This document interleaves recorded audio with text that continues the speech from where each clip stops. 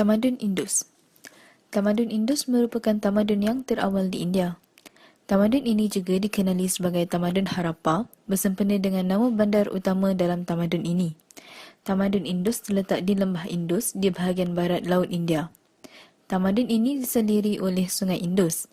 Tamadun Indus bermula pada tahun 2500 sebelum Masihi dan berakhir pada tahun 1800 sebelum Masihi. Tamadun Indus ini terbina kerana tanah di sekitar Sungai Indus subur dan sesuai untuk pertanian. Tambahan pula, Sungai Indus juga menjadi sumber air untuk kegunaan harian. Faktor kehancuran Tamadun Indus dikaitkan dengan serangan orang Aryan serta bencana alam seperti banjir, kemarau dan gempa bumi. Tamadun India. Tamadun India dianggap sebagai tamadun yang tertua di dunia. Tamadun ini terdiri daripada dua bentuk kerajaan, iaitu Janapada, kerajaan kecil, dan Mahajanapada, kerajaan besar. Semasa pemerintahan Chandragupta Maurya, beliau telah menyatukan kerajaan-kerajaan kecil di Tamadun India. Tamadun India ini terbahagi kepada dua benua iaitu Indo-Arya dan Dravida. Indo-Arya terletak di utara Tamadun India. Bahasa utama dalam kumpulan bahasa-bahasa Indo-Arya ialah bahasa Sanskrit. 4 buah Veda iaitu Rig, Yajur, Sama dan Atharva adalah karya puisi yang menjadi pegangan kuat bagi masyarakat di Indo-Arya. Keempat-empat Veda ini mempunyai pengaruh yang kuat dalam aspek pemikiran, kepercayaan, amalan dan kehidupan masyarakat di Indo-Arya. Dravida pula terletak di selatan Tamadun India.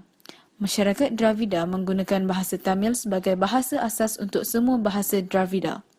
Kepercayaan, pemikiran serta amalan masyarakat Dravida adalah berasaskan ajaran mazhab Saivisme dan Vaishnavisme. Sistem kasta merupakan satu institusi sosial yang unik bagi masyarakat India dan sistem ini juga dikenali sebagai sistem Varna. Sistem berkasta masyarakat India membuat pembahagian kelas sosial yang tetap hierarkinya dan tidak berubah. Sistem ini membahagikan masyarakat kepada 5 kelas. Kelas yang tertinggi ialah Brahmin. Mereka ini terdiri daripada golongan pendidik, intelek dan ahli agama. Golongan Brahmin berperanan sebagai penasihat raja. Seterusnya ialah Ksatria. Golongan Ksatria merupakan golongan dominan yang menjadi pemerintah tertinggi. Mereka ini terdiri daripada golongan pemerintah, pentadbir dan tentera. Golongan Ksatria ini diikuti pula dengan golongan Varsya. Varsya merupakan pedagang dan peniaga yang menjalankan aktiviti jual beli sebagai sumber ekonomi. Sudra. Mereka ini terdiri daripada golongan buruh dan petani. Petani menjalankan aktiviti pertanian dan menyumbang sebahagian daripada hasil tersebut kepada pihak pentadbir. Buruh pula menjalankan pemburuhan seperti membina tembok di benteng, membina terusan dan memastikan kebersihan bandar. Kedudukan wanita dalam tamadun India.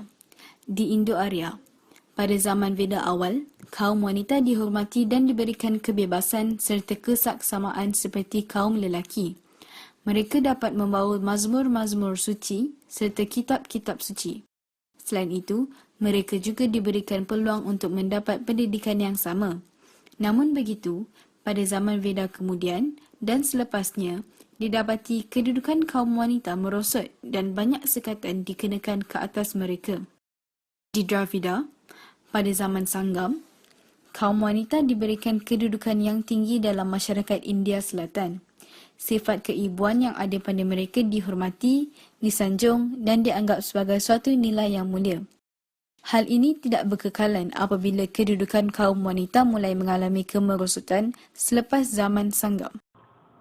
Seterusnya ialah pandangan semesta. Tamadun India menekankan sifat penerimaan. Sejarah India dibahagikan kepada 3 zaman, iaitu zaman purba atau dikenali sebagai zaman Hindu, zaman pertengahan iaitu zaman Muslim dan zaman moden iaitu zaman British. Tamadun India telah menyaksikan kedatangan penduduk-penduduk baru dan kemunculan budaya, tradisi, agama, falsafah, bahasa, idea dan sistem baru. Tamadun India dapat meresap, mengubah suai dan kekal dengan elemen-elemen dari dalam dan luar India. Kepelbagian dalam masyarakat menyumbangkan unsur-unsur kontradiksi seperti kebaikan dan keburukan, toleransi dan tidak toleransi, perpaduan dan tidak bersatu padu, kesetiaan dan ketidakkesetiaan, persamaan dan ketidaksamaan, dan lain-lain. Pandangan semesta India menekankan perpaduan dalam kepelbagian dan dibantu oleh organisasi sosial yang menerima pelbagai unsur dan menentang perubahan-perubahan. Oleh sebab itu, masyarakat India tidak berpecah belah atau tidak menimbulkan keadaan huru-hara, walaupun beberapa perubahan dilakukan dengan kekerasan dan bukan secara sukarela. Pandangan semesta organik dibahagikan kepada dua peringkat, iaitu peringkat dasar atau ultimate dan peringkat duniawi. Pada peringkat dasar, realiti dilihat sebagai tidak berpenghujung dan tidak terbatas, tetapi pada peringkat duniawi, ia dilihat sebagai bersifat majmuk dengan pelbagai nama dan bentuk. Pandangan semesta ini lebih bersesuaian dengan unsur-unsur kompleks yang terdapat dalam realiti sosial. Jadi, ia bersedia untuk menerima pelbagai sistem, corak kehidupan sosial dan kepercayaan-kepercayaan. Pandangan semesta ini bukan sahaja menerima perbezaan dan kepelbagaian, tetapi menuntut supaya mereka wujud bersama. Misalnya, dalam aspek agama, terdapat pelbagai kepercayaan, amalan dan falsafah yang dianggap sebagai unsur realiti agama. Lama-kelamaan, dewa-dewi baru dan pelbagai sistem agama yang berbeza telah muncul. Ada di antara sistem agama yang muncul itu saling bertentangan.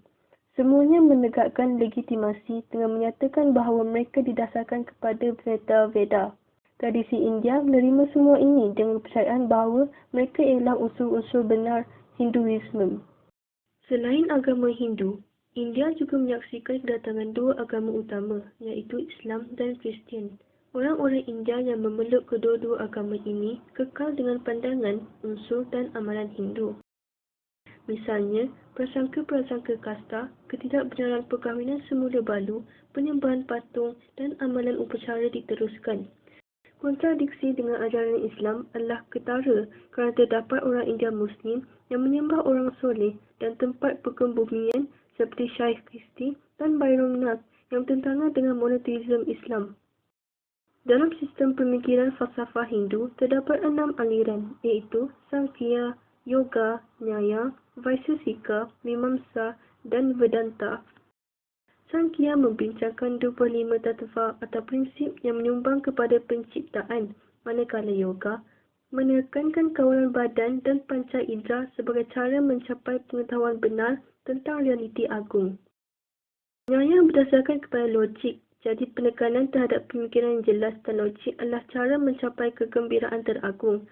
Vaisesika menyatakan tentang penciptaan duniawi dari atom dan pelepasan dari kehidupan duniawi bergantung kepada kebolehan mengidentifikasikan elemen-elemen atomik duniawi. Kuasa dan undang-undang dalam kitab Veda dibincangkan oleh Mimamsa, manakala Vedanta mencadangkan kewujudan roh mutlak dalam semua benda.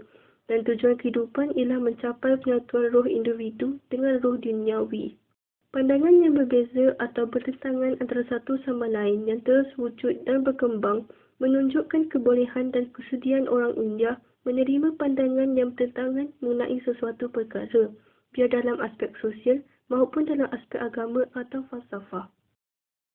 Sekarang saya akan memperkenalkan kepelbagaian agama dalam tamadun India. Antara agama dalam tamadun India adalah agama Hindu, agama Buddha, agama Sikh, agama Jaina dan agama Islam.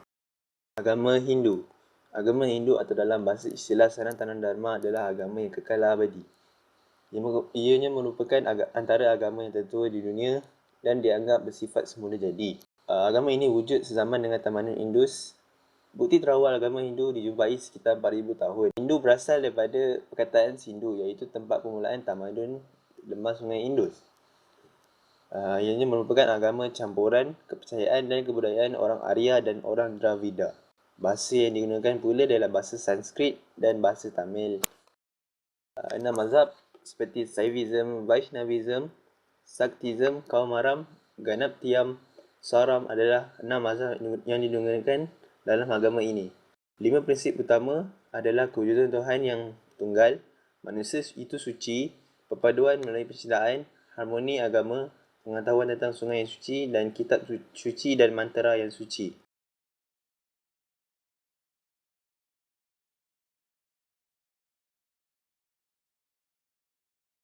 Dan daripada membincangkan mengenai agama Hindu, saya akan memberitahu mengenai agama Buddha.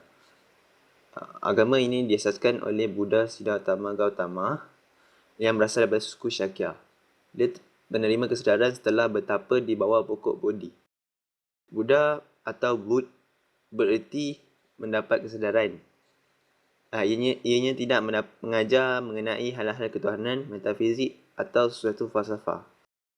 Malah, ianya mengutamakan Dhamma atau Dharma yang menerangkan 4 kebenaran mulia dan 8 jalan mulia untuk atasi samsara.